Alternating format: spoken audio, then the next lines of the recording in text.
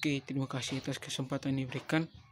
Perkenalkan, nama saya Muhammad Ridwan Hamid dari 401 Politeknik Negeri Manado. Jadi di sini saya akan mempresentasikan analisa sistem pertanahan gardu induk, tailing, dan konstruksinya, di mana gardu induk ini adalah bagian dari sistem tenaga listrik. Apabila gardu induk ini tersambar petir, maka gardu induk tersebut akan menjadi rusak dan listrik akan mengalir kepada tiap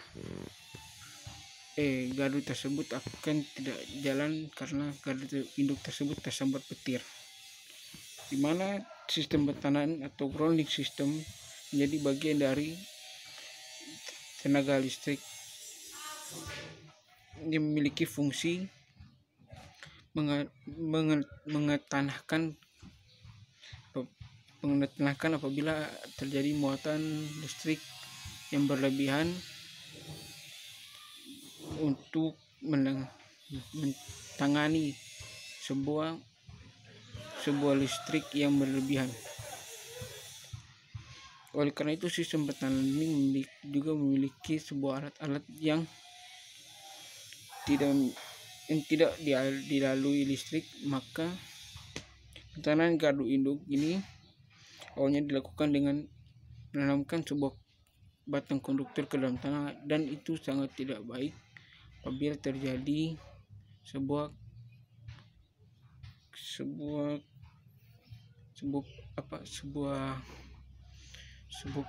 kelebihan arus listrik tersebut.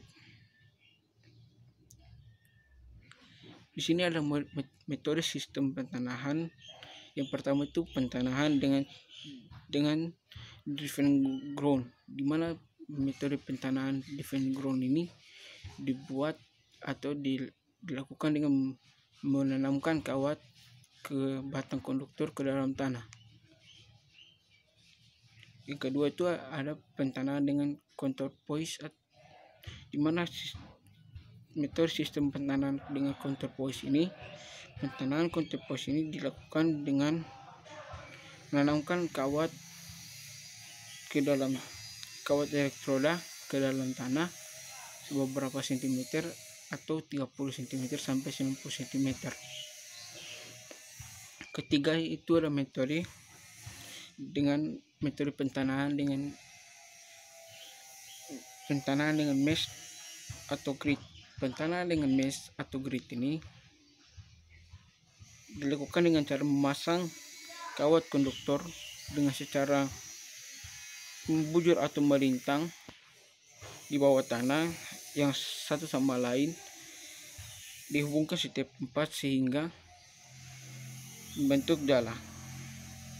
Sistem pertahanan atau mesh atau grid ini biasanya dipasang di gardu induk dengan tujuan untuk mendapatkan nilai resistansi tanah yang sangat kecil, dan juga ada rentang arus yang dapat ditoleransi. Efek fisiologis yang paling umum dari arus listrik pada tubuh yang dinyatakan dalam rangka meningkatkan besaran arus adalah persepsi ambang batas kontraksi otot atau ketidaksadaran jantung, penyumbang saraf, dan pembakaran. Batas arus yang ditoleransi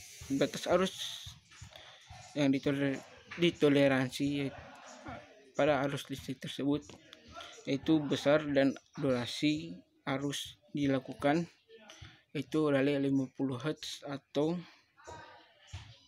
60 Hz, harus kurang dari nilai yang dapat menyebabkan fibrilasi ventrikel jantung. Dimana juga pengaruh lapisan tipis bahan permukaan lapisan bahan resistivitas tinggi 0,08 sampai dengan 0,15 meter atau 3 sampai 6 in seperti kerikil.